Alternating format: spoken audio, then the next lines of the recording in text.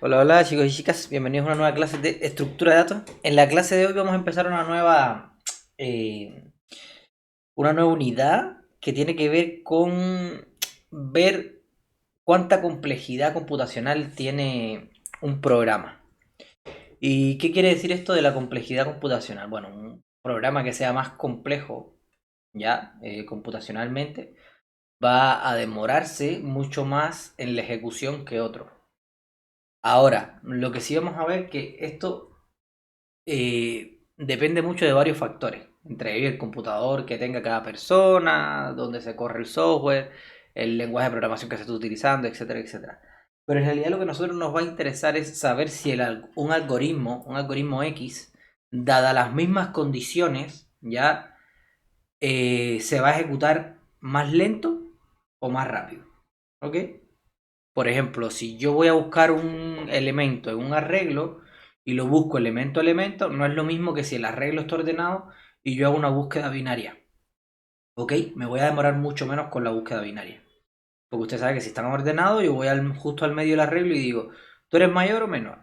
No, yo soy mayor. Ah, ya. Entonces yo sé que el elemento ahora está en la primera mitad.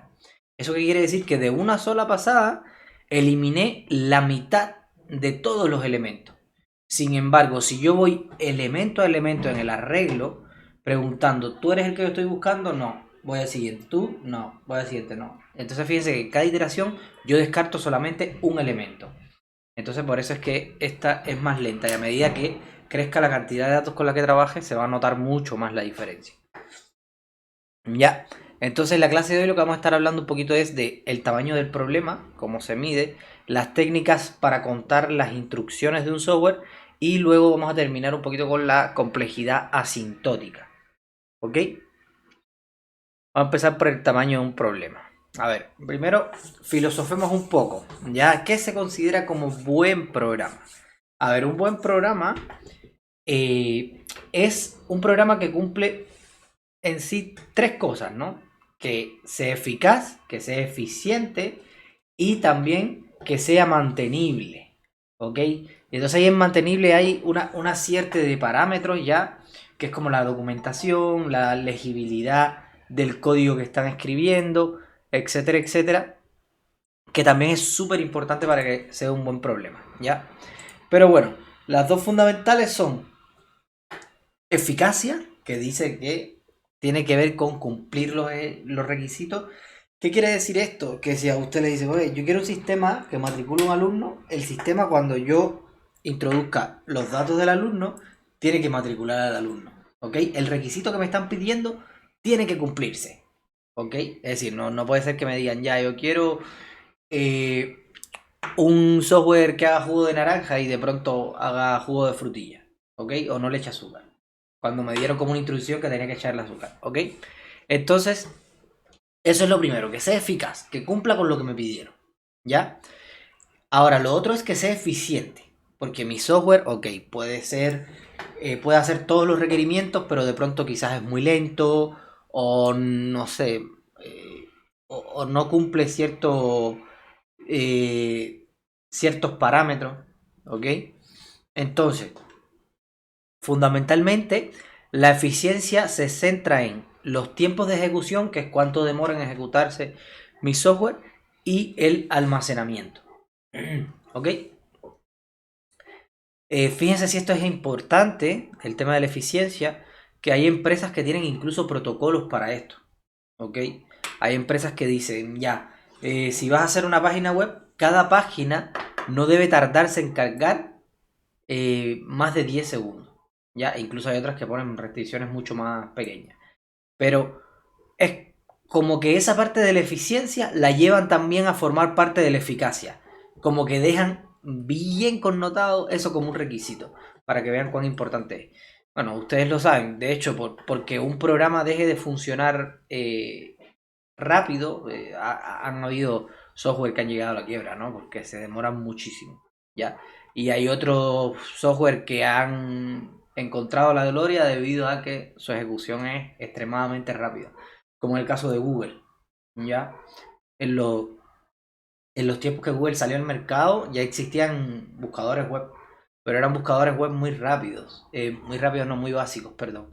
Y Google salió con un algoritmo que le llamó PageRank, ¿ya? PageRank, estos dos fundadores de Google tomaron ese algoritmo, no me acuerdo si lo si lo desarrollaron ellos, pero parece que ellos fueron los que lo aplicaron. Pero bueno, es un algoritmo que permitía en aquel entonces, porque ahora se ocupan redes neuronales y otras cosas mucho más avanzadas, pero en aquel entonces permitía, como mientras más la gente buscaba, saber con cada búsqueda qué página era más probable que quisiera ver. ¿Ok? Es decir, le daba, cuando usted hacía una búsqueda y entraba a una página, eso le daba como una mayor fuerza a esa página para después volver a salir.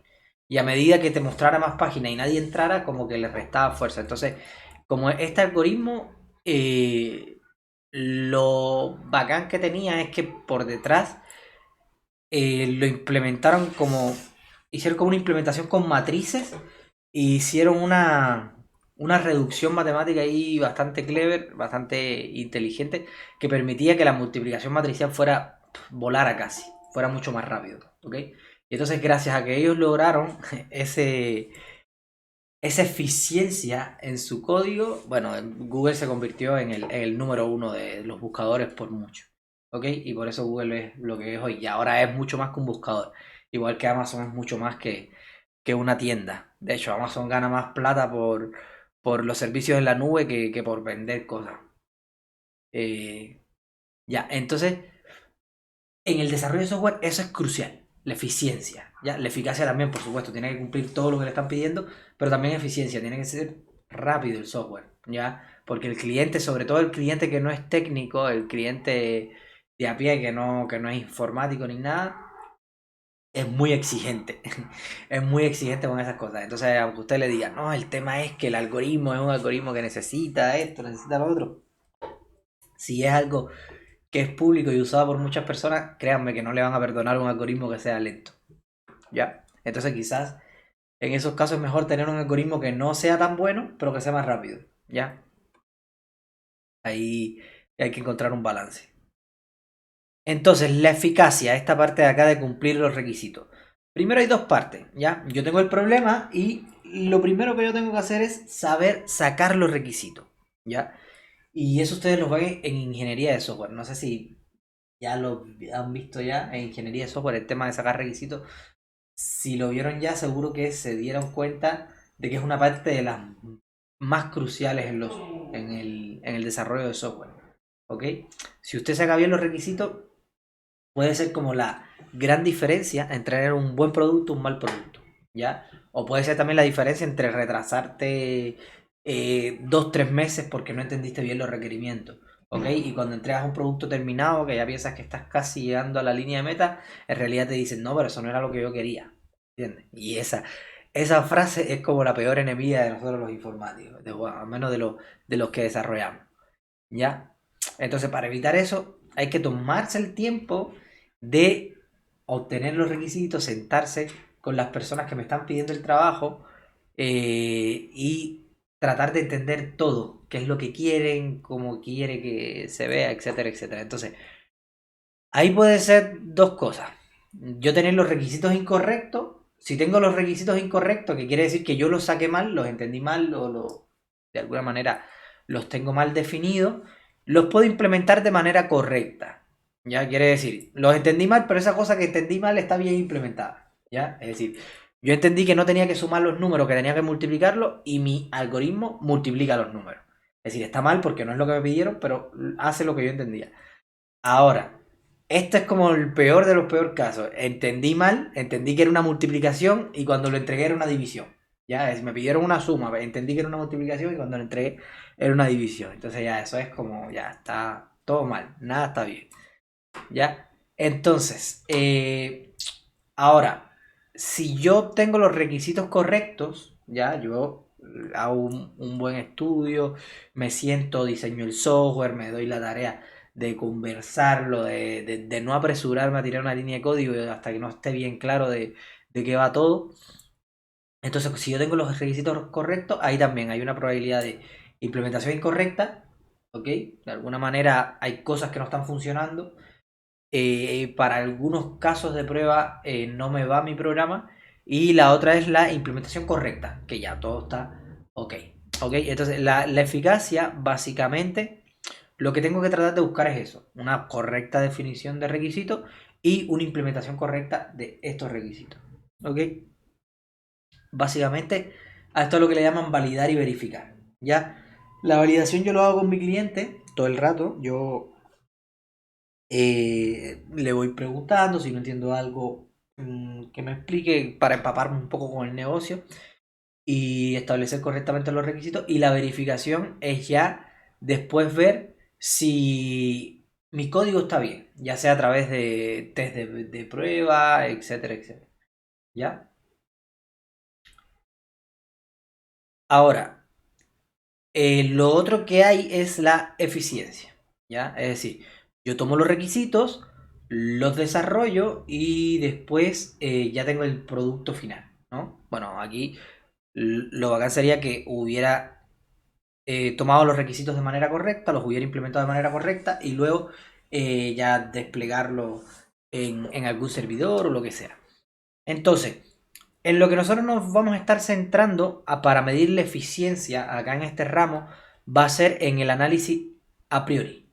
El análisis a priori se hace antes de codificar el software, ¿ya? Antes de hacer ninguna línea de código, yo, una vez que tengo los requisitos, yo hago un análisis a priori de más o menos cuánto tiempo de ejecución se va a llevar, ¿ok? Porque si ese tiempo de ejecución no me convence, entonces tengo que buscar otra manera de implementar los requisitos, ¿ya? Por ejemplo, estoy haciendo un motor de... eh, estoy haciendo un motor de desarrollo de videojuegos, entonces yo digo, ok, ya uno de los requisitos es que haga multiplicaciones matriciales de manera muy eficiente, ¿ok? Entonces, yo digo, ok, multiplicaciones de matriciales, yo tomo la fila, la multiplico por la columna, después esta fila por esta columna, y a lo mejor yo digo, pucha, pero voy a tener una matriz de 100.000 por 100.000, entonces ese algoritmo que yo estoy haciendo no va a ser lo suficientemente rápido, va a ser demasiado lento. Ah, ya, entonces ahí a lo mejor tengo que buscar otra manera. Entonces hay como otros métodos para multiplicar matrices o incluso ver si la matriz es poco poblada, etcétera, etcétera, para acelerar mis cálculos y que mi algoritmo sea más rápido. ¿Ok? Entonces ese análisis es un análisis a priori, porque eso se hace antes de programar nada. ¿Ok? Yo tengo mi pseudocódigo, yo veo más o menos cómo va a ser el desarrollo del algoritmo y ese pseudocódigo es no C++, no Python ni nada, sino eh, siguiendo cierta estructura que no es... eh, no es... A ver, ¿cómo digo esto? Es como más... Iba a decir que no es tan formal, pero sí, un pseudocódigo es formal. Eh, no es tan estricta, se podría decir, o es más legible que el código de programación en sí, ¿ok? Porque está hecho como para describir un poco qué es lo que hace mi algoritmo, pero a gran escala, no para compilarlo, ni echarlo a correr, ni nada, sino para entenderlo yo y en base a eso de qué va a ser mi algoritmo, yo hacer ciertos análisis, ¿ok? Entonces ese es el análisis a priori, después viene la codificación y después viene el análisis a posteriori, que ahí vienen las medidas de prueba.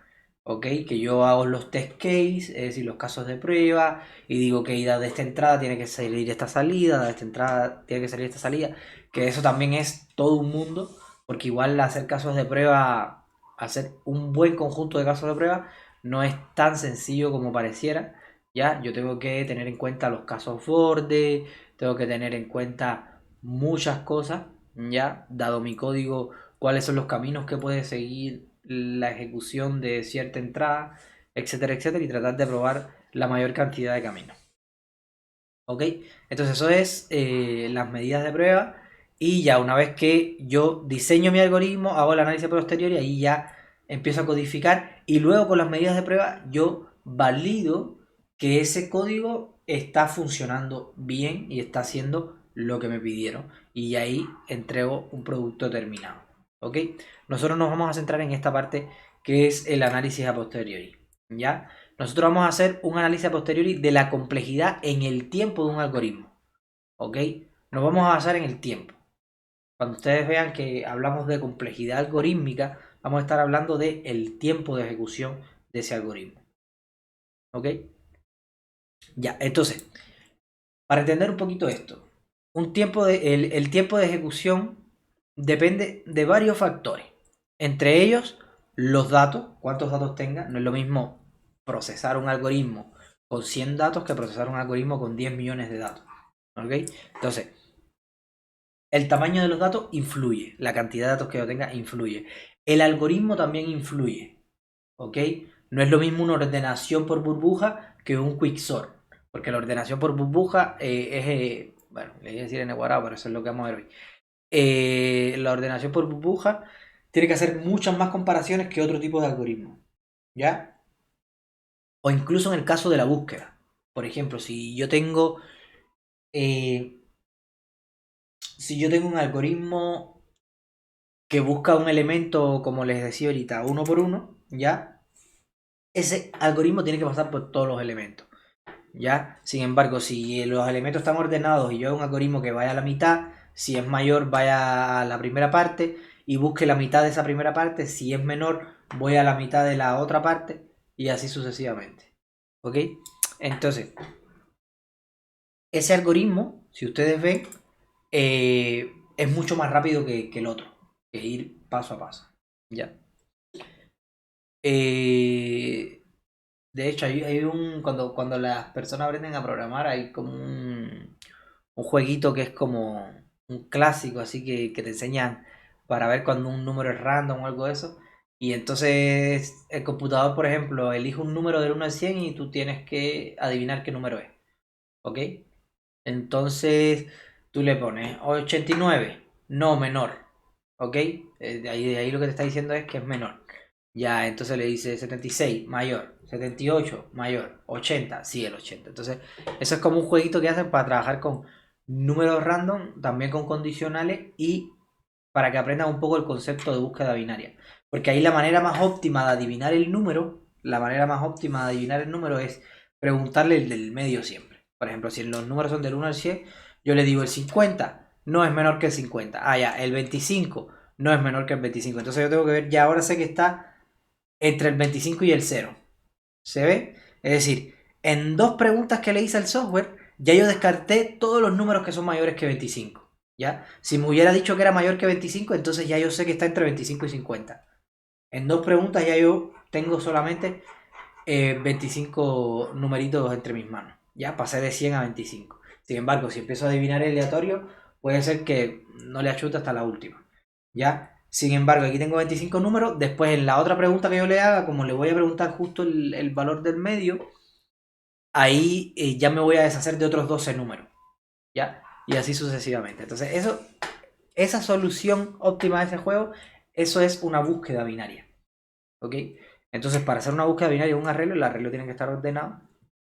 Y, eh, y con esto se logra buscar mucho más rápido un elemento. ¿Ya? Ahora, también influye el lenguaje de programación.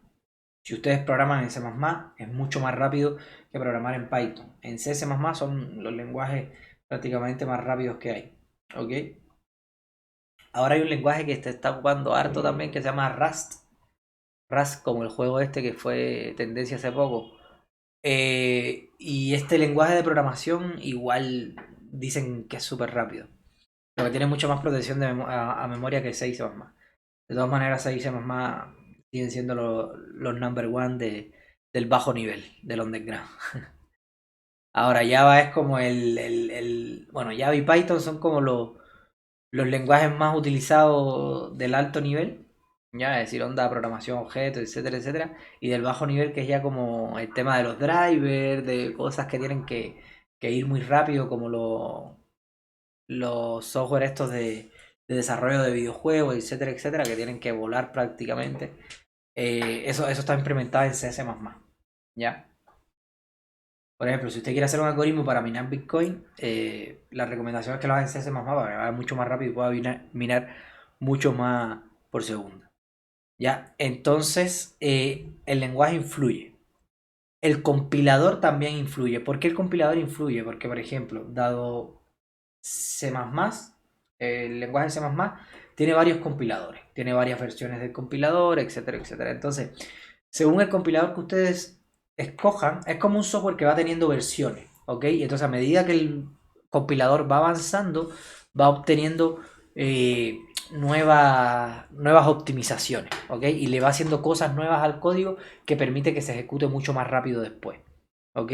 Incluso, por ejemplo, hay compiladores de C++ que son de diferentes eh, que ni siquiera es como el mismo que lo van upgradeando, sino que son diferentes. Por ejemplo, está el GCC, hay varios compiladores diferentes que son desarrollados por diferentes personas. De hecho, si ustedes quieren, pueden hacer su propio compilador en C++ y no habría ningún problema, lo pueden usar y compilar C++ y debería funcionar. Ahora, a medida que va avanzando C++, el lenguaje es más complejo y a medida que se complejiza el lenguaje es más difícil hacer un compilador, ¿no? Pero bueno, igual de que se podría hacer, se podría hacer. Ahora, cuánto tiempo llevaría y eso ya, eso es otra cosa. Pero bueno, el compilador influye harto. Porque un compilador, cuando usted lo desarrolla, a ver, la función del compilador es entrar, tomar como entrada un código que está en un lenguaje de programación y convertirlo a lenguaje de máquina. ¿Ok? Entonces, por ejemplo, si el compilador ve que hay un ciclo que de cierta manera está perdiendo tiempo por ciertas razones y puede mejorarlo, puede hacerle una optimización y lo hace, entonces el código que está generando ese compilador va a ser más rápido que el que pueda generar otro compilador que no chequee esto. Por ejemplo, a ver, estoy dando un ejemplo, eh, un ejemplo cualquiera, no es necesariamente que sea así, pero pero un poquito esa es la idea. Es decir, no este caso específico, pero un poquito esa es la idea. ¿Ya? Que hay compiladores que hacen como truquitos, se podría decir, para optimizar el código. ¿Ya? Y que corra mucho más rápido. Y hay otros compiladores que no hacen esos truquitos, simplemente compilan lo que hay, lo que les dé el programador lo compilan y lo echan a andar. Entonces esos compiladores, a la hora de ejecutar el archivo que generan, es más lento. Y lo otro que también influye muchísimo en las características del computador donde se ejecuta. No es lo mismo correr un software en un Celeron que correrlo en un i9 de última generación. ¿Me entiendes? Cuando, bueno, ahí depende porque depende si está siendo paralelizado y todo eso. Cuando lleguemos a la paralelización vamos a ver eso. Pero así todo, un i9, ¿cómo se llama? Un procesador. Ustedes saben que el i9 trae muchos núcleos. Un núcleo del i9, ya, o bueno, o del i7, por lo general es más rápido que un núcleo del Celeron. Entonces, aunque corre un solo núcleo y no corra de manera paralela, igual le va mil patadas. Igual influye la memoria RAM. Ustedes saben que hay DDR2, DDR3, DDR4, que mientras más va avanzando, más rápido es el acceso a los datos. Entonces, las características del computador influyen muchísimo. Pero nosotros no nos vamos a centrar ni en el lenguaje, ni en el compilador, ni en las características del computador. Nosotros queremos caracterizar un software como eficiente o no eficiente sin importar el lenguaje en que sea programado, sin importar el compilador y sin importar las características del computador donde se ejecuta. ¿Ya? Sino que queremos de alguna manera tener una caracterización que nos permita abstraernos de los recursos, sino que nos permita solamente concentrarnos en el algoritmo y en el tamaño de los datos. ¿Ok? Y básicamente eso es lo que vamos a tratar de hacer con las estrategias que vamos a estar utilizando. ¿Ok? Ya. Claro, porque no vamos a hacer un benchmark de cuál es el mejor o el peor lenguaje, o un benchmark entre compiladores o entre diferentes computadores. No es la idea. ¿Ya? Este ramo no es la idea. La idea de este ramo es valorar el algoritmo. Da igual donde corra. Da igual si corre un i9, un Celeron, en lo que sea. Y da igual si es implementado en C++, en Python, en lo que sea. Lo que se quiere valorar es el algoritmo en sí. Lo que usted va a implementar. ¿Ya? Entonces, para eso vamos a utilizar una técnica que es de conteo de instrucciones. ¿Ok? Y esta técnica, fíjense que, a ver, acá no quiere decir que voy a contar cuántas líneas de código tiene mi software. ¿Por qué? Porque yo puedo hacer un software que tenga 100 líneas de código, pero sin embargo tener otro software que tenga 3 líneas de código, pero dentro de las 3 líneas de las 3 líneas de código hay un ciclo que hace 2 millones de iteraciones. Entonces ese ciclo que hace 2 millones de iteraciones demora mucho más que ejecutar 100 líneas. ¿Entiendes? Porque está ejecutando 2 millones de líneas. Entonces, cuando yo hablo de conteo de instrucciones, no estoy hablando de conteo de líneas de código, sino de conteo de las veces que se van a ejecutar las líneas. ¿Ok? Si yo tengo un for que se ejecuta 300 veces, entonces ahí hay 300 instrucciones que se están ejecutando. Ya, no una sola, aunque sea una sola línea de código. ¿Ya? Entonces eso es súper importante que lo entienda primero. De que no vamos a contar las líneas de un código, sino que vamos a contar las instrucciones. Es decir, a la hora de ejecutar, cuántas ejecuta. ¿Ok? Y para eso, bueno, lo primero que vamos a hacer, una vez que tengamos nuestro código, es medir cuál es la cantidad de trabajo efectuado por el algoritmo. ¿Ya? Y eso lo vamos a expresar mediante algo que le vamos a llamar operación activa o UOA. Ya, cuando ustedes vean que yo diga, no, la OA es la operación activa. ¿Ok? Generalmente lo vamos a acotar así como OA. Ya. Entonces, vamos a medir eso, el trabajo efectuado. Eso es lo que nos interesa. Más allá del lenguaje y de todo lo demás. Entonces, la operación activa básicamente lo que hace es aislar una operación determinada en el código, ¿ya? Y esta operación tiene que ser una operación que sea la que más se ejecute dentro del código. No sé si me entiendo. Por ejemplo, no tiene sentido que si yo tengo 3 líneas, después tengo un for, que la operación activa esté fuera del for, porque el for se va a ejecutar mucho más veces que las líneas que están fuera. Ya. Entonces, la operación activa tiene que ser como una línea de código que se ejecute, la que más veces se ejecute dentro del código. ¿Ok? Y esa operación activa es como la primera parte de estos tipos de ejercicios siempre va a ser hallar la operación activa. ¿Ok? Y una vez que tengamos la operación activa, tenemos que ver cuántas veces se ejecuta esa operación activa. ¿Ok? Para utilizarla como una medida de complejidad del algoritmo. Vamos a decir, ok, esa operación activa en mi algoritmo, si tengo n elementos, esa operación activa se va a ejecutar n veces. Si tengo n elementos, se va a ejecutar n al cuadrado. O se va a ejecutar 5n, etcétera, etcétera. ¿Ya? Entonces, esa es como la segunda parte. Primero, hago, bueno, como la tercera vendría siendo, porque primero tengo que hacer el pseudocódigo. De alguna manera tengo que escribir lo que va a ser mi algoritmo. Luego, con ese algoritmo yo defino cuál es la operación activa. Y luego de que tengo ya definida la operación activa, yo cuento cuántas veces se ejecuta la operación activa. ¿Ok? Y entonces esas son como las 3 partes que tenemos hasta ahora. ¿Ya? Se calcula cuántas veces se ejecuta en el mejor y peor de los casos. ¿Ya? Y se trata de encontrar la ecuación Tn que caracteriza el programa.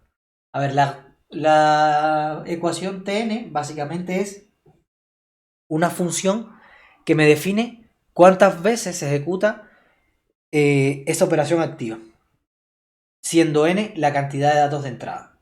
Fíjense que ustedes no deben nunca hacer que su código sea dependiente de una cantidad de entrada fija. Me explico. Me explico porque esto es algo súper importante que es como en las cosas que más se confunden en la prueba.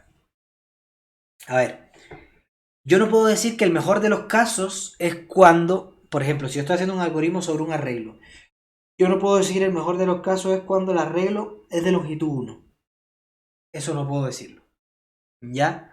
Porque el mejor y peor de los casos yo tengo que calcularlo para una longitud n genérica de mi arreglo. No puedo calcularlo para una longitud específica del arreglo. ¿Ya? Yo tengo que ver cuán bueno es mi algoritmo, en el mejor de los casos, para una longitud n del tamaño de los datos. No puedo decir, no, el mejor de los casos es cuando hay un solo elemento porque el for solamente va a ser una iteración. No, no, no, no. Cuando hay n elementos, ya, en qué, cuál es el mejor o peor de los casos. Por ejemplo, en la búsqueda binaria, que yo les decía, hay n elementos. ¿Cuál es el mejor de los casos? Que el elemento esté justo en la mitad del arreglo. ¿Ya? ¿Por qué? Porque cuando yo hago la búsqueda binaria, siempre el primer elemento que busco es en la mitad. Ya, entonces el mejor de los casos es que esté justo en la mitad. ¿Ya? Y el peor de los casos, ¿cuál es? Que no lo encuentre hasta que ya no pueda dividir más el arreglo. Por ejemplo, que lo divida a la mitad y no esté, lo vuelva a dividir, no esté, lo vuelva a dividir, no esté, lo vuelva a dividir, no esté. Entonces, el peor de los casos es que no esté el elemento en el arreglo.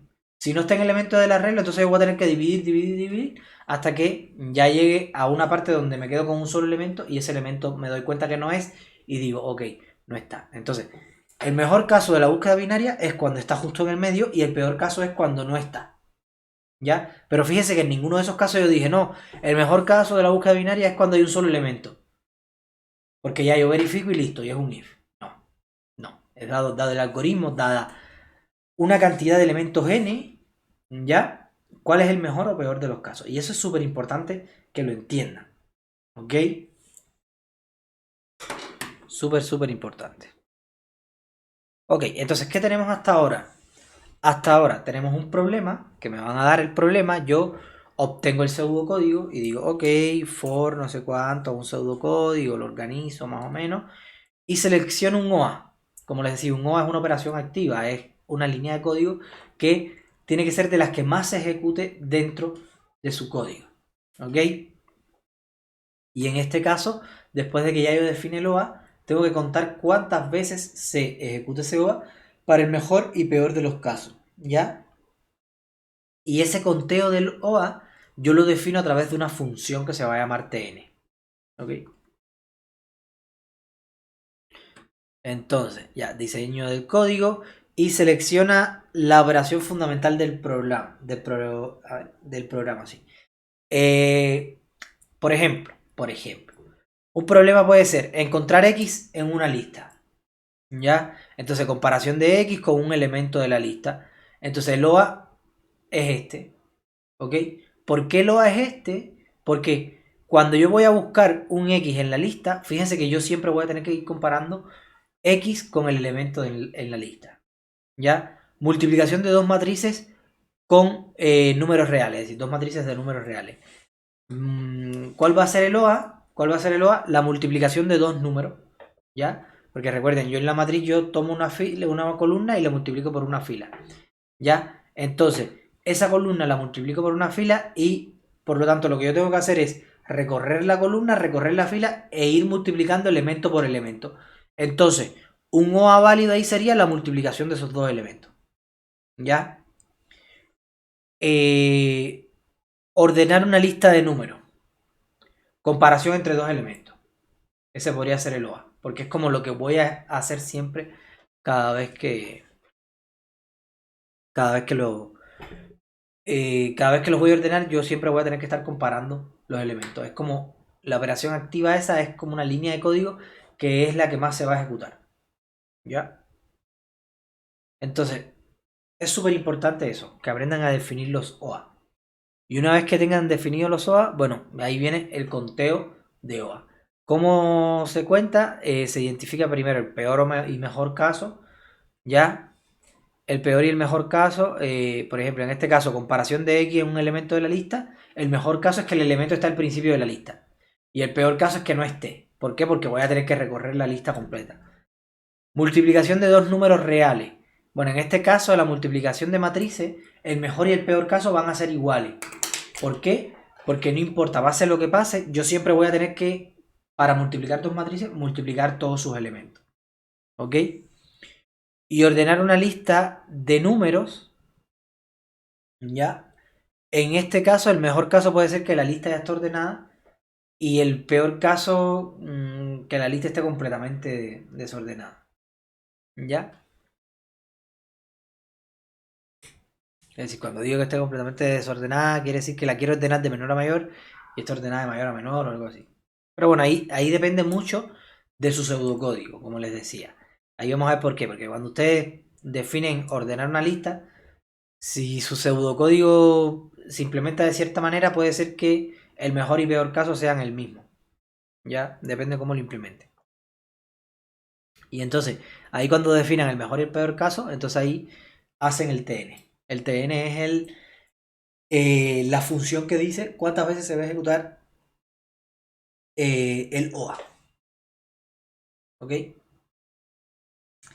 Entonces, antes de pasar a esto de la complejidad sintótica, quería detenerme aquí un poco más. Ya, vamos a ver un poquito estos ejercicios de manera más práctica para que ustedes entiendan un poquitito de qué va esto.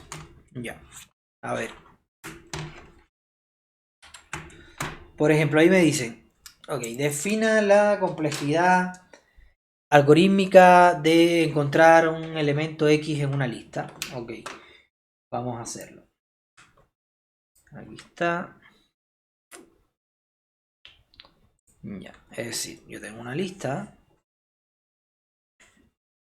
Yo tengo una lista y me están pidiendo la complejidad de buscar X en esa lista. Ok, entonces, ya, esta es mi lista. Yo quiero buscar X ahí. ¿Estará X? La pregunta de todo se hace. Entonces, lo primero que yo tengo que hacer, a ver, como esto es pseudocódigo, da igual si inicializan variable o no. Acuérdense que esto es como un esquema para saber un poco después cómo va a desarrollar su valor. Entonces, yo lo que digo es, por cada elemento en, o sea, esto le puedo llamar L, por ejemplo, esta puede ser L, o lista, o lo que sea. En L, por cada elemento en L, if X es igual al elemento,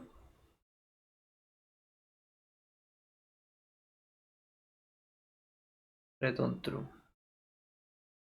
Y aquí return false.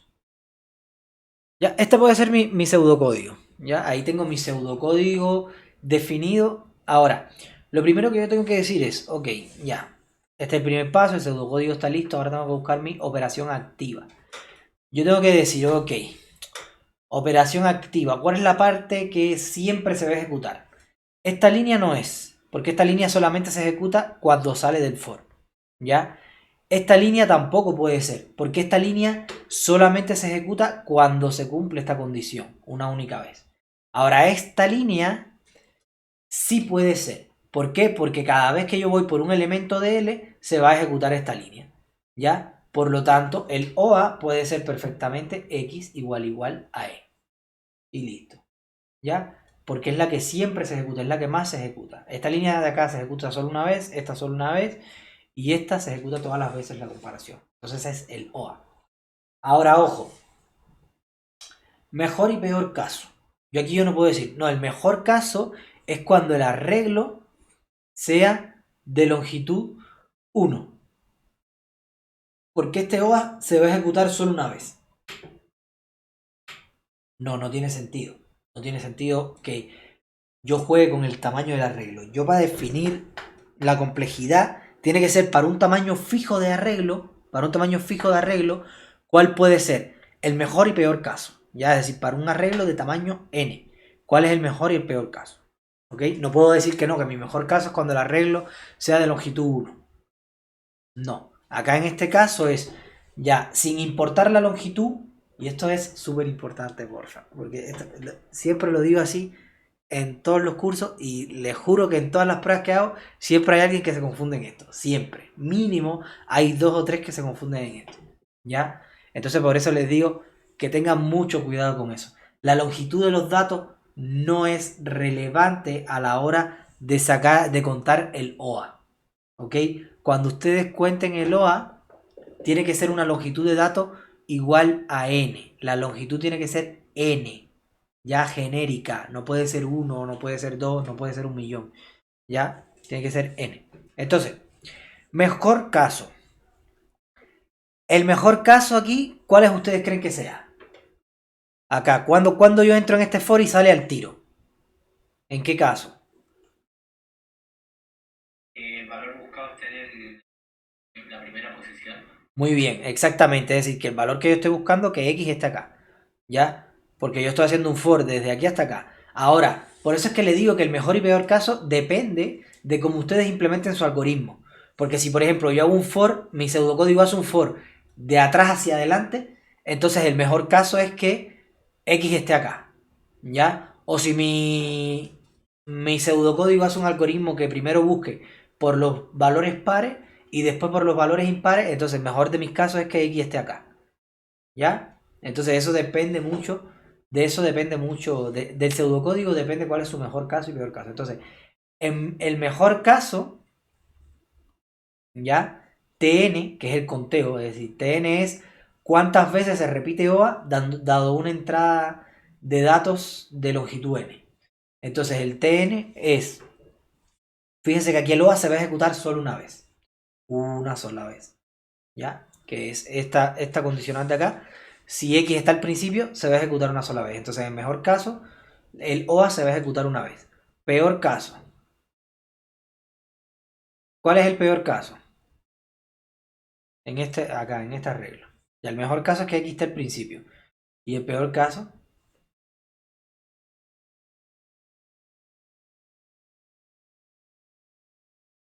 sí, n veces, pero el peor caso, ¿cuál es? ¿Cuál es? Que esté al final puede ser, pero hay uno peor que ese todavía, que no esté, claro, que no esté. Es decir, igual los dos yo diría que son igual de peores, ¿eh? Porque igual que esté al final o que no esté, lo único que se diferencia es en una ejecución. Pero bueno, yo voy a poner, cuando ustedes ponen mejor caso tienen que escribir lo que X, es decir, en la prueba tienen que poner que X esté al inicio del arreglo y después ponen el TN. ¿Ya? Entonces, peor caso, que X no se encuentre.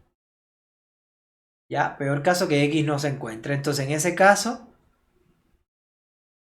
¿cuántas veces se va a ejecutar mi operación activa? Y por ahí Andrea me había dado la solución. Muy bien.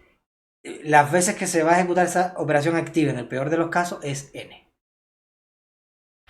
¿Ya? Y básicamente así es como vamos a sacar la complejidad algorítmica de un software. Por supuesto, ahí después vamos a ver un poquito cómo se va complejizando esto. Igual en las ayudantías van a hacer ejercicio de esto. Pero por ejemplo, eso es una de las cosas que tienen que hacer. Hacen el pseudocódigo, sacan el OA, cuentan para el mejor caso. Primero definen cuál es el mejor caso. Después cuentan cuántas veces se ejecuta el OA para ese mejor caso. Después definen el peor caso y dicen cuántas veces.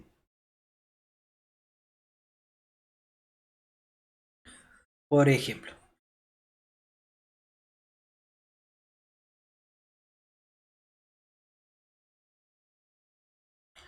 Por ejemplo, vamos a hacer el otro.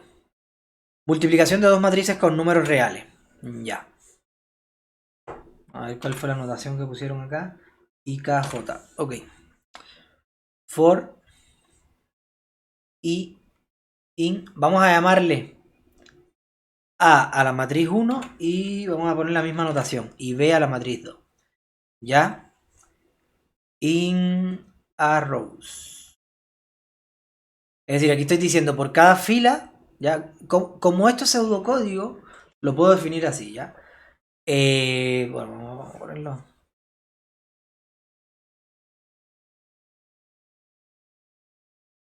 Es como que en el pseudocódigo no interesa mucho que compile, no compile. Lo que interesa es que se defina como un esquema de el desarrollo de su software. Entonces, por cada i en a filas. Ahora me muevo por las columnas. Por cada k en las columnas. ¿Se acuerdan qué restricción tenía que cumplir las columnas de A con las columnas de B? ¿Se acuerdan cuando yo multiplico dos matrices qué restricción tiene que haber para que sean multiplicables, para que se puedan multiplicar? ¿No se acuerdan? Tienen que ser del mismo tamaño, ¿no? Tiene que ser del mismo tamaño, casi, casi. Es decir, hay una dimensión que tiene que ser igual. Fila de A igual a columna de B. Casi, casi. Las columnas de A tienen que ser igual a las columnas de B. Es decir, por ejemplo, si este es de n por m, ya, esta tiene que ser de m por lo que sea, m por h. ¿Ya? Es decir, las columnas de acá tienen que ser iguales a las filas de acá. ¿Ok? Entonces este K, este valor, me va a iterar tanto por las columnas acá como por las filas de acá. Por eso es que no voy a hacer un for para las filas de B. Entonces más o menos esta es la multiplicación matricial. Y ahora digo por cada J en B columns. B columna. Ya. Entonces.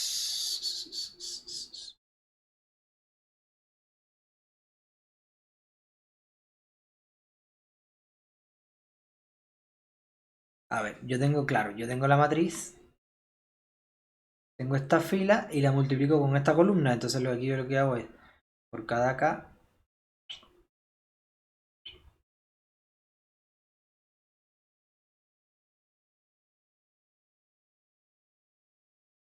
columna aquí con la fila de acá.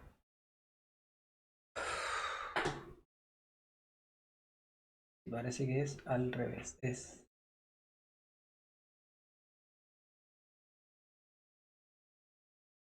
Claro, yo me muevo por las filas de A y me tengo que mover también por las columnas de B.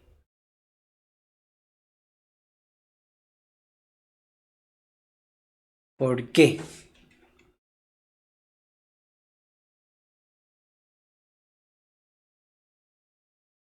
Claro, es porque, a ver, yo tengo una matriz que es aquí, tiene muchas filas, ¿ya? Y aquí tengo otra que tiene muchas columnas. Aquí esta cantidad de columnas no tienen que ser igual que estas filas, sino que la cantidad de elementos que tiene esta tiene que ser igual a la cantidad de elementos que tiene esta, ¿ya? Entonces, aquí lo primero que yo hago es, me muevo por las filas, es decir, primero esta, después esta. Es decir, primero esta, después esta y después esta. Ahora, por cada fila, cuando yo esté en la fila, tengo que iterar por las columnas acá, ¿ya? Entonces ya cuando tenga elegida una fila, digamos que aquí la I va por acá y la J va por acá, entonces cuando tengo elegida la fila I y la columna J, entonces ahí voy multiplicando elemento por elemento, este con este lo multiplico, este con este lo multiplico y lo sumo, este con este lo multiplico y lo sumo. ¿Ok? Entonces, aquí lo que tengo que hacer es decir total igual a 0. ¿Ya? Y acá me voy a mover dentro de... Fíjense que las filas de A y las columnas de B tienen la misma longitud por esta restricción que pusimos acá. ¿Ok? Por lo tanto, aquí puedo poner por cada K en A columnas o B filas. Da lo mismo. Porque A columnas o B filas es lo mismo. Es M. ¿Ya? En A columnas. ¿Ya? Entonces aquí lo que voy a hacer es total más igual a A en la fila I con la columna K por B en la fila I con la columna J. ¿Ok? Y entonces ya aquí abajito yo digo C, que va a ser la resultante. C en IJ va a ser igual a total. Y esa es la multiplicación de matrices. ¿Ya? Esa es la multiplicación de matrices. Ahora, acá la operación activa puede ser esta. Esta no puede ser. ¿Por qué? Porque esta se ejecuta solamente cuando está dentro de este ciclo una vez. Pero después dentro de este ciclo de acá no se ejecuta todas las veces. ¿Ya? Entonces esta sí se va a ejecutar cada una de las veces. ¿Ok? Por lo tanto, esta es la operación activa. Entonces ahí ustedes definen la operación activa. Multiplicación de dos elementos A y K por B y J. Listo. Ahora, ¿cuál es el mejor caso acá? ¿Qué creen ustedes? Cuando multiplicamos dos matrices. Cuando multiplicamos dos matrices acá, a ver, da esta operación activa, ¿cuál es el mejor caso? ¿Cuál es el caso donde menos se ejecuta y cuál es el caso donde más se ejecuta? ¿Cuál es el mejor o el peor caso? ¿Son iguales? ¿Son diferentes?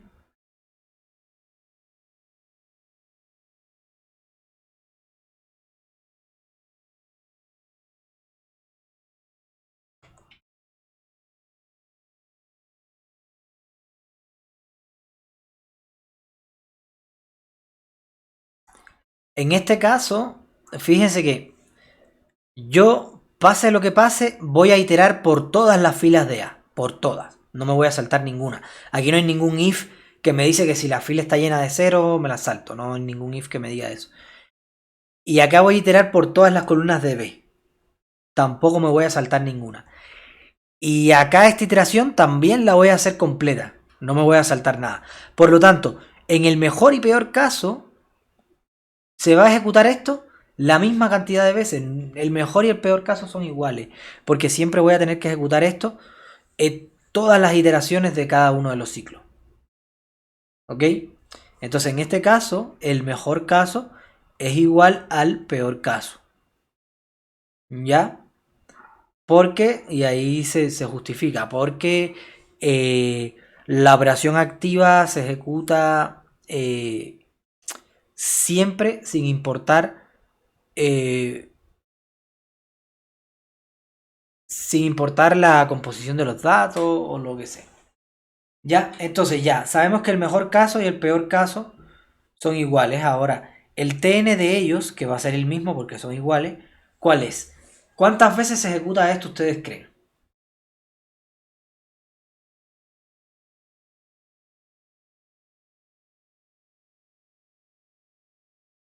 A ver, ¿cuántas veces se va a ejecutar este ciclo?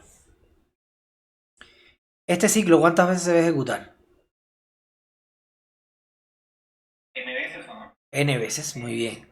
Es decir, este ciclo, N veces, muy bien. Este otro de acá, ¿N veces? M veces, muy bien. Ahora, a ver, no, M veces no, H veces, H veces. ¿No? Porque B columna. Sí, H veces. A ver, y ahora, aquí es donde viene ya la parte de que uno tiene que ver cómo contar las cosas. Si ustedes tienen algo que se ejecuta N veces y por cada uno de esos N hay algo que se ejecuta H veces, ¿cuánto se ejecuta en total? Lo de adentro. No sé si me entiendo. A ver, mira, tengo N elementos. Uno, dos, N elementos. Aquí hay N elementos. Y por cada uno de estos hay algo que se va a ejecutar H veces. ¿Ya? Por el primer elemento, H veces. Por el segundo elemento, H veces. Y así hasta por el enésimo elemento, H veces. N por H veces. Exactamente. Exactamente. Cuando ustedes tengan ciclos anidados, así como ven acá, si el de afuera se ejecuta N veces y el de adentro H veces, entonces eso quiere decir que por cada elemento de este, por cada iteración de este de afuera, el de adentro se va a ejecutar H veces. Por lo tanto es N por H. Muy bien, entonces tenemos N por H. Pero fíjense que aquí tenemos otro ciclo más. Entonces tenemos algo que es N por H y ahora imagínense que esto es un cubo en 3D y que ahora si acá sale K veces. ¿Ya? Porque esto... no, K no, M veces. M veces. ¿Ya? Este se ejecuta M veces por cada iteración del de adentro. Entonces si este de adentro se ejecuta N por H veces y este de afuera, y perdón, este de acá se ejecuta N por H veces y este de acá se ejecuta M veces, ¿cuánto se ejecutará este de acá en total?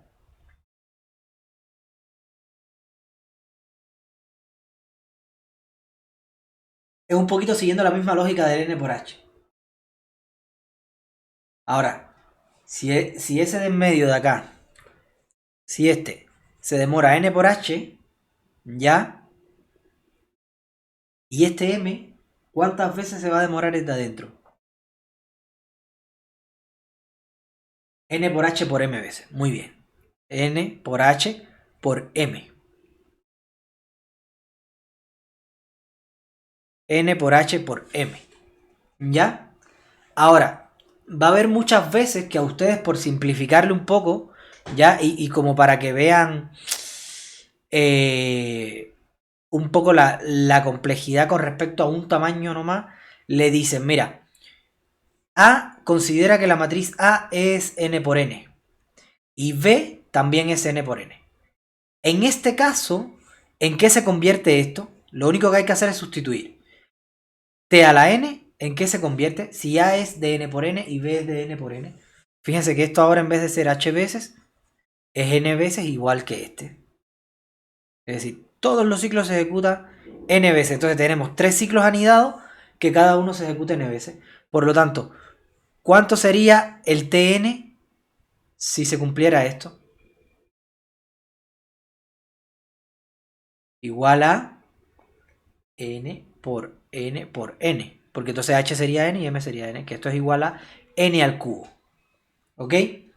N al cubo. Y esto es súper importante. La función que representa a Tn. ¿Ya? En este caso es n al cubo. ¿Ok? Fíjese que en el caso anterior dijimos que para buscar x, en el mejor caso era 1. En el peor caso es n. Y en este caso estamos diciendo que n al cubo. Fíjense que, ¿qué cosa es más rápido? ¿Algo que se ejecute n veces o algo que se ejecute n al cubo? ¿Qué creen ustedes? Algo que se ejecute n veces más rápido, ¿cierto? Porque n al cubo, claro, si yo tengo algo que se ejecuta, por ejemplo, el tamaño es 10, eso, si tengo n y el tamaño es 10, eso quiere decir que el OA se va a ejecutar 10 veces. Y el n al cubo lo que me dice es que si el tamaño es 10, el OA se va a ejecutar 1000 veces. Por lo tanto, esto es mucho peor que esto. Y entonces cuando nosotros hacemos este análisis, lo que tenemos que buscar es eso, un algoritmo que optimice el TN. ¿Ya? El TN.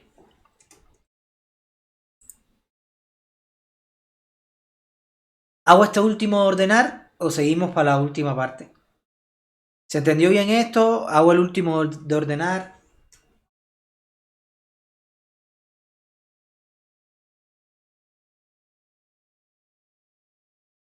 Chicos, necesito un Se feedback. entendió bien.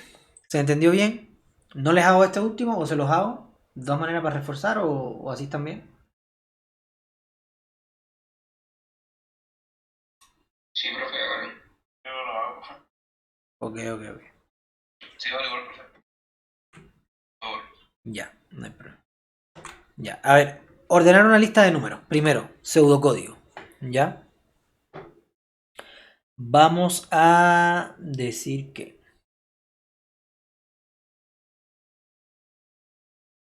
por cada y en la lista. ¿Ya?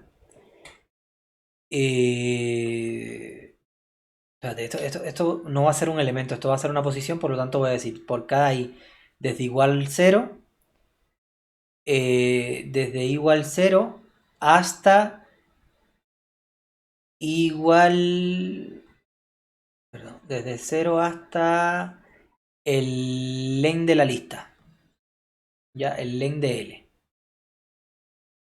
Ya, desde igual 0 hasta el len de L. Y aquí voy a decir for j igual a i más 1 hasta, ya, aquí no voy a llegar hasta el len de L, aquí voy a llegar hasta el len de L menos 1. Porque después como aquí hago el i más 1, ya cuando tenga el len menos 1, el j va a llegar al último. Entonces no voy a necesitar.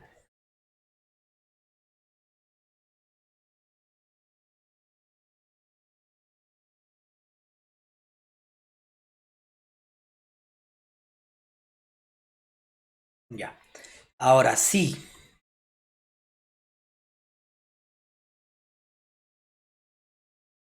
Sí. L en la posición i es mayor que L en la posición j. Entonces aquí lo que hago es un swap. Ya un swap de toda la vida, que lo deben estar cansados de ver en varios lugares, que lo que hace básicamente es crear una variable auxiliar, guardar uno de los valores en esa variable auxiliar Después, en ese valor que almacené, ahora almaceno el valor del otro. Ya, y ahora en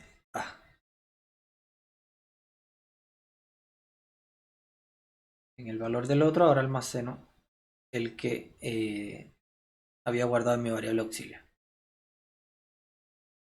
Ya, y esto es un ordenamiento. Esto es un ordenamiento por burbuja. Que si se fijan, lo que está haciendo ahí es. Lo que estoy haciendo es iterando con la i, ya, por el arreglo. Y la j va a empezar siempre, por ejemplo, digamos que la iteración está de afuera, ya ha iterado y va por acá. Ya, entonces la iteración de adentro lo que hace es empezar desde el siguiente de él y va a iterar hasta el final del arreglo. Va a iterar hasta el final del arreglo buscando los elementos que son menores que él. Si encuentra algún elemento, por ejemplo, si este elemento es menor que él, lo va a cambiar, hace un swap. ¿Ya? Después sigue buscando, itera para acá. Si este de acá es menor que este, lo cambia. Si es menor, lo cambia. Si es menor, lo cambia. Entonces fíjense que cuando termine de iterar J, aquí en I, acá, va a quedar almacenado el mínimo de esta parte del arreglo. ¿Ok? Va a quedar el mínimo de esta parte del arreglo. ¿Ok? Entonces básicamente esto lo que va haciendo es que I cuando esté en 0 va a dejar el mínimo de todo el arreglo y va a quedarse acá. Después I itera 1 y después J viene para acá comparando con todos los que son menores que él y los que son menores los va poniendo para acá. Entonces aquí va a quedar el segundo mínimo. Después aquí va a quedar el tercer mínimo, el cuarto mínimo y así sucesivamente hasta que pase por todo el arreglo. Y cuando termine de pasar por todo el arreglo, ya va a quedar ordenado. Es el ordenamiento por burbuja clásico de toda la vida. Entonces, ya, aquí el OA. ¿Cuál puede ser un OA? Este puede ser el OA. ¿Qué me dicen ustedes? ¿Sí o no? ¿Este puede ser el OA? Claro, Tomás, exactamente. Es decir, esta comparación es el OA. Muy bien. Es la operación activa. Esta de acá puede ser. Exactamente. Esta no puede ser porque no siempre se ocupa esa línea. De hecho, cuando no se cumple esta condición, no se van a ejecutar estas líneas de código que están acá abajo. Por lo tanto, esta no puede ser el OA porque no se va a ejecutar siempre. Ya, esta de acá sí puede ser el OA. Entonces, mejor y peor caso. ¿Qué creen ustedes? Mejor caso acá. ¿Cuál es el mejor caso?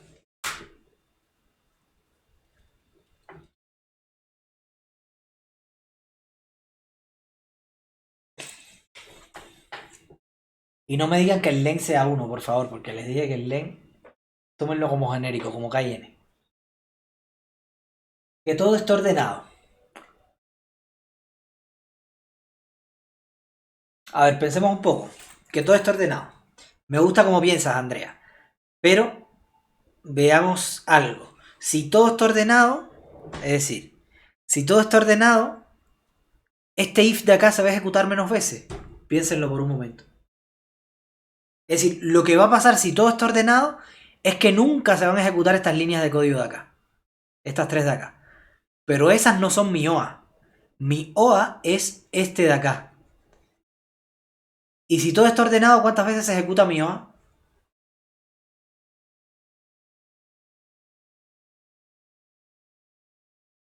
Exactamente, se va a ejecutar igual, las mismas veces. Entonces, MC, el mejor caso y el peor caso van a ser iguales. Porque, por ejemplo, si está ordenado, él viene para acá y dice, estoy en I0, que es el menor, es el mínimo. Entonces voy por cada uno de los J. ¿Tú eres menor que I? No. ¿Tú eres menor que I? Tampoco. Y nunca va a ser menor que I. Esto siempre va a ser falso. Pero de todas maneras lo va a recorrer. ¿Ya? Porque mi pseudocódigo no plantea lo contrario. ¿Ok? Entonces, en este caso de mi pseudocódigo, ¿ya? Como no plantea lo contrario, el mejor y peor caso siempre va a ser el mismo. ¿Ya? Y el TN, bueno, el mejor y peor caso es cuando Es decir, bueno, cuando el mejor caso y el peor caso sean iguales, no tienen que decir cuáles específicamente, sino por qué son iguales. ¿Ya? Y bueno, en este caso van a ser iguales porque siempre se va a recorrer toda la lista sin importar si está ordenada o no. Entonces, el TN, ¿cuántas veces se ejecuta SOA? ¿Cuántas veces se ejecuta eso?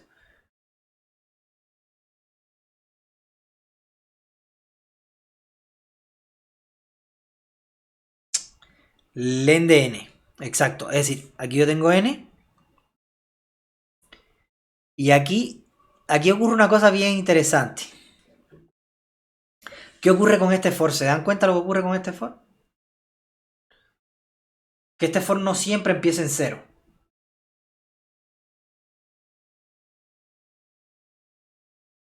¿Se dan cuenta o no? Fíjense que, fíjense que. A ver si me siguen mi línea de pensamiento. Cuando hice a cero, vamos paso por paso. Cuando hice a cero, ¿cuántas veces se va a ejecutar este de adentro? N veces. O n menos una vez. Pero bueno, vamos a dejarlo en n veces. Vamos a redondearlo en n veces. Es decir, J va a ir desde el elemento 1 hasta el último. Por lo tanto, esta, en la primera iteración, se va a ejecutar n veces. O n menos una vez. Vamos a poner n menos una vez. ¿Ya? Ahora, cuando i valga 1, ¿cuántas veces se ejecuta el ciclo este de acá? Fíjese que cuando i valga 1, él va a empezar en 2. Por lo tanto, se va a ejecutar, es decir, la primera vez, el OA se ejecutó n-1 vez. La segunda vez se ejecutó n-2 veces. La tercera vez,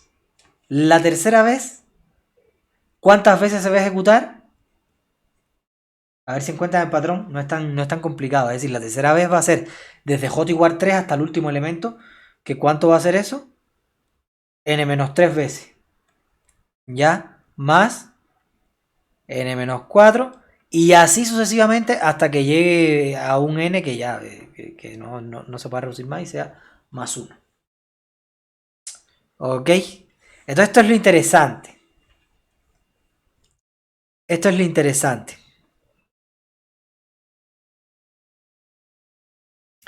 Y es lo que tenemos que ver cómo contamos. ¿Ya? Tenemos que ver cómo contamos eso. Y ahora les voy a enseñar cómo contamos eso. Pero primero, ¿se entiende? ¿Se entiende por qué este patrón? ¿Se entiende de dónde sale? A ver, este ciclo para la primera iteración va a ir desde... A ver, i va a valer 0 en la primera iteración. Por lo tanto, j va a ir desde i más 1, desde 1. Va a empezar a iterar desde 1. Después, en la segunda iteración va a empezar a iterar desde 2. Después, en la tercera iteración va a empezar a iterar desde 3. ¿Ya? A ver. ¿Cómo puedo...?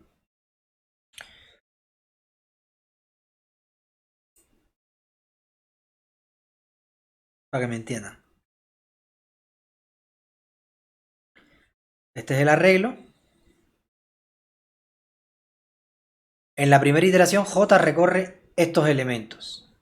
En la segunda iteración, j recorre estos elementos. En la tercera, estos. En la cuarta, estos. Porque fíjense que i se va a ir moviendo y j siempre va a ir desde i más 1. ¿Ya? Hasta que j toma un solo elemento. ¿Ok? Fíjense que en este caso es n-1 veces, n-2 veces, n-3 veces y así.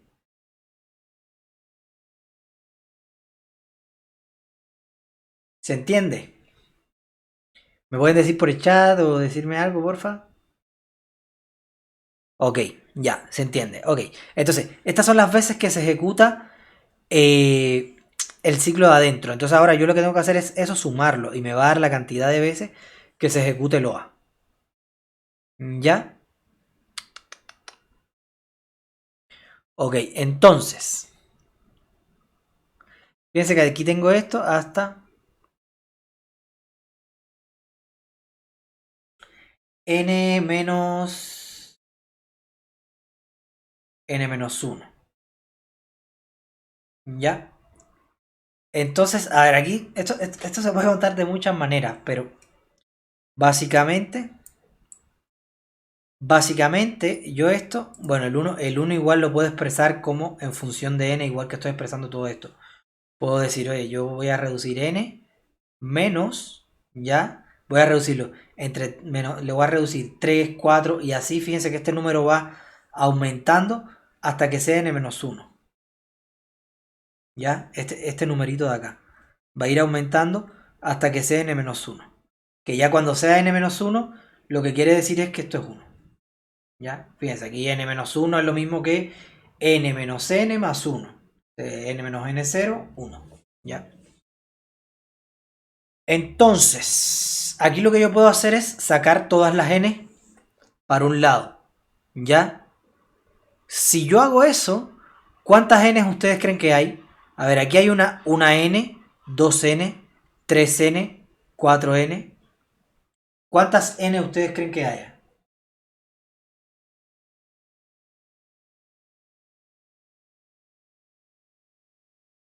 ¿Cuántas n ustedes creen que hay?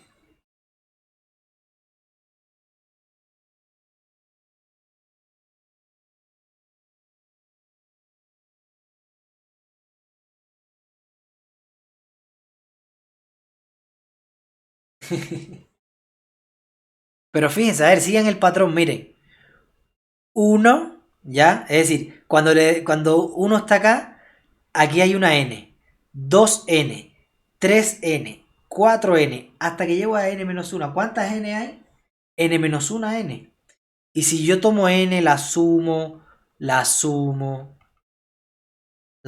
y hay n-1n, ¿cuánto es la suma de todas esas n? Eso es igual a n-1 por n.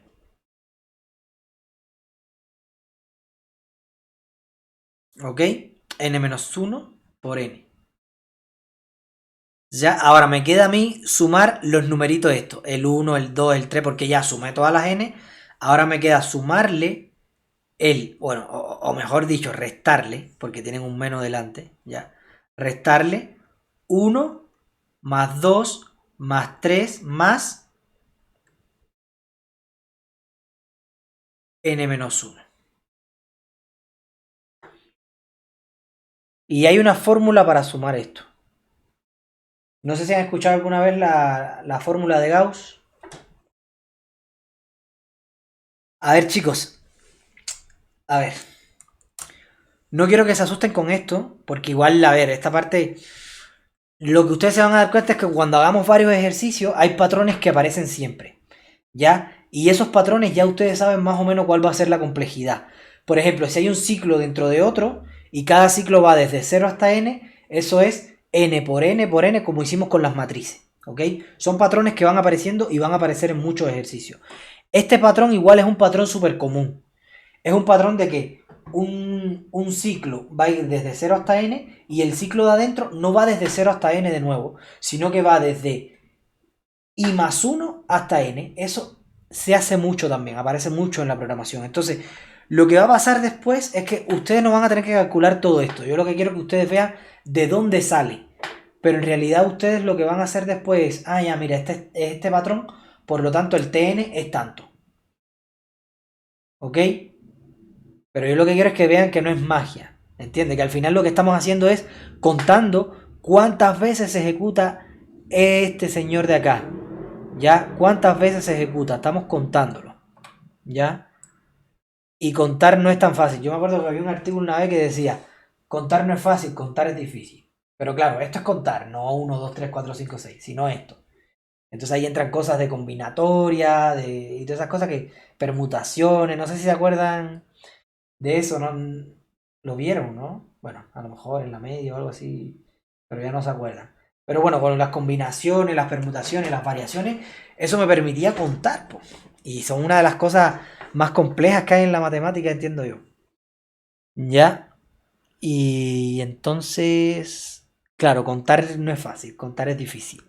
Pero bueno, yo lo que quería ver, lo que quería era que ustedes vieran un poco de dónde salía esto. Entonces, vamos a ver cómo sumamos esto de acá. Porque esto igual es una historia interesante.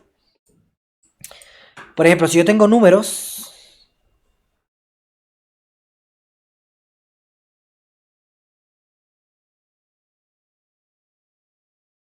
¿Saben quién es Gauss? ¿Alguien sabe quién es Gauss? Gauss le suena. Por lo menos de la distribución gaussiana, espero que le suene, ¿no? De probabilidades. O no han dado probabilidad todavía. La distribución gaussiana es esta que es así, que es la distribución. Que casi todo en el planeta distribuye de igual manera. Hay muchas cosas que distribuyen así. Es como la distribución de probabilidades más común en la vida. La campana, exacto. Esa es la distribución de Gauss. A ver, si no saben quién es Gauss, les cuento un poquito quién es Gauss. Gauss, bueno, ¿quién fue Gauss? Ya hace mucho tiempo. Claro, bueno, físico, matemático. Bueno, en aquel tiempo, claro, en aquel tiempo todo estaba muy entrelazado. De hecho, hay quien se pelea que si Newton era matemático o era físico, porque en aquel entonces, claro, como no estaban tan desarrolladas las ciencias, hacían de todo. Por ejemplo, el cálculo casi lo inventó Newton, al igual que la teoría de la gravedad. Entonces, como que Newton está muy presente en lo que es la matemática y la física de igual manera. Con Gauss pasa igual. Eh, entonces, claro, todos estos locos siempre se están peleando si son matemáticos, si son... Pero bueno, a Gauss se le conoce como el príncipe de las matemáticas, ¿ya? Fue un señor que fue todo un prodigio. Y esta historia, que yo no sé cuán real sea esta anécdota, pero es una anécdota que se asocia mucho a su nombre, ¿ya? Que fue cuando se empezó a saber que ya él no era normal, era de las personas más geniales que han pasado por la faz de la Tierra todos los tiempos, ¿ya? Entonces, el señor Gauss, cuando tenía como 4 o 6 añitos, en la escuela los castigaron. Ustedes saben que antes las escuelas no eran tan livianas como ahora, eran terribles. Entonces, el profesor le dijo a los chicos que tenían que, no me acuerdo a qué edad era, ¿cuándo fue esto? Tenían como 8 años, no me acuerdo. Pero tenían que sumar todos los números del 1 al 1000. Que cuando sumaran los números del 1 al 1000 podían salir. Y Gauss estuvo como 5 minutos en su puesto y llegó con un valor y se lo puso delante al profe. Y le dijo, ya profe, estos son los números del 1 al 1000. La suma de los números del 1 al 1000 da tanto. Y el profesor, bueno, el profesor no sabía ni cuánto era porque ni lo había calculado ni nada. Pero nada, por supuesto lo mandó a sentar y le dijo, quédate tranquilo y no molestes tanto. Y sigue sumando. Pero después, él con calma revisó y sí, en realidad la suma que había dado Gauss estaba bien, po. Entonces, como que le entró la curiosidad de qué era lo que había hecho Gauss. Y entonces Gauss en realidad utilizó un truquito eh, muy, muy inteligente que igual se ocupa muchísimo en la actualidad para hacer este tipo de sumas que ustedes ven acá. El tipo de suma que necesitamos hacer ahora, que es sumar 1 más 2 más 3 hasta un n-1, hasta cierto valor, ¿ya? Que es lo mismo que hizo Gauss acá, 1 más 2 más 3 más 4 hasta 1000. Entonces, Gauss lo que hizo fue, ok, yo quiero sumar del 1 al 1000. Si yo tomo estos números y los pongo igual pero al revés, es decir, aquí pongo 1999, es decir, en el orden inverso, 998, 997 y así hasta llegar a 1. Él se percató que, mira, esto va aumentando de 1 en 1 y esto aquí va disminuyendo de 1 en 1. Por lo tanto, cuando yo sumo esto, la suma siempre va a ser lo mismo. Porque lo que yo voy aumentando por acá, lo voy perdiendo por acá.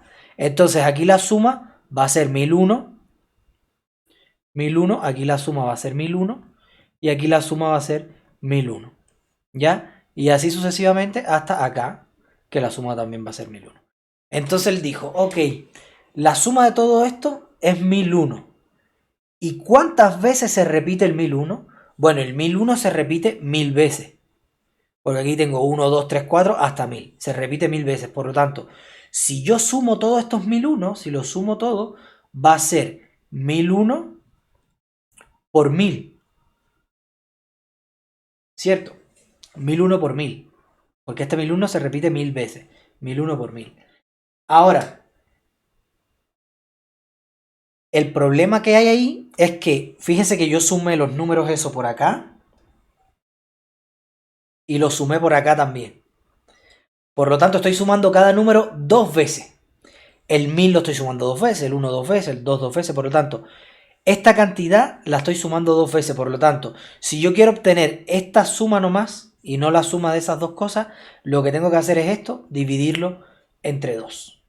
¿Ya? Y entonces esto sería igual a 1001 por 500. Y eso le va a dar la suma de todos los números del 1 al 1000. ¿Ya? Y eso el compañerito Gauss se dio cuenta en la básica. Así como muy fuera de su tiempo. Pero bueno, lo importante de esto, a ver, la anécdota igual es una anécdota bacán. Pero lo importante de esto es como la generalización de esta fórmula, que también después la encontró Gauss, porque vio como esto bien interesante y como que ocurría mucho y como que la generalizó. Dijo, ok, mira, si aquí en vez de 1000, ¿ya? En vez de 1000 yo voy hasta n, ya, yo voy hasta n, entonces acá yo puedo seguir haciendo lo mismo. Yo puedo decir, quiero sumar todos los números de 1 hasta n, entonces aquí voy por n, n-1, disminuyéndole 1, n-2, n-3, y así voy reduciendo hasta que llego a 1. ¿Ya? Entonces, aquí me va a quedar n más 1, aquí igual, n-1 más 2, me va a quedar n más 1, y ahí ustedes pueden ir calculando para que vean, n más 1, n más 1. ¿Ya? Entonces, esto es generalizándolo ya sin el 1000 acá. Entonces, este n más 1, ¿cuántas veces se repite? Se repite n veces. Entonces él dijo, ok, cuando quiera sumar todos los números del 1 al n, lo único que tengo que hacer es tomar n, multiplicarlo por n más 1, y como lo estoy sumando dos veces, lo divido entre 2. Y listo. Ahí estamos listos. ¿Ok?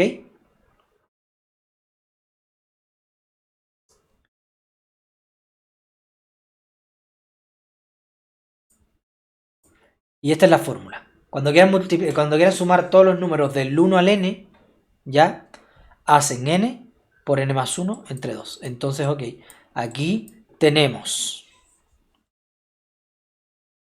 n menos 1. Bueno, esto vamos ya a abrirlo acá. Vamos a decir que esto es n cuadrado menos n menos, esto es n menos 1 por n, claro, porque es el último elemento por el último elemento más 1, que es n, entre 2. ¿Ok? Entonces esto lo podemos abrir de nuevo. Tenemos n cuadrado menos n menos n cuadrado menos n acá entre 2. Entonces, si hacemos eso me va a dar un medio de n cuadrado. A ver, este sería menos n cuadrado y este sería menos n entre 2. Menos n entre 2 sería menos 3 medio de n, si no calculo mal. Entonces sería esto un poco, el n. ¿Ok? Para el mejor y peor caso sería eso, el tn. ¿Ok? Bueno, ya este era un poquito más complejo. Pero básicamente es eso, contar el OA. ¿Ok? Entonces lo que vamos a ver en la clase que viene es, vamos a repasar esto un poco, vamos a hacer varios ejercicios y también quiero que vean el tema de la complejidad asintótica. Porque el tema es que nosotros no nos quedamos con el conteo este final, sino que nos quedamos con la parte que más pesa de ese conteo. En este caso, el n no pesa tanto, lo que más pesa es el n cuadrado. Por lo tanto, el término que más pesa es como el que se va a llevar el peso. Entonces ahí, en la clase que viene les voy a explicar por qué y ahí vamos a hacer algún que otro ejercicio de esto para repasarlo. ¿Ok? Entonces nada, espero que hayan entendido todo. Nos estamos viendo en la próxima clase. Chao, chao, que les vaya excelente.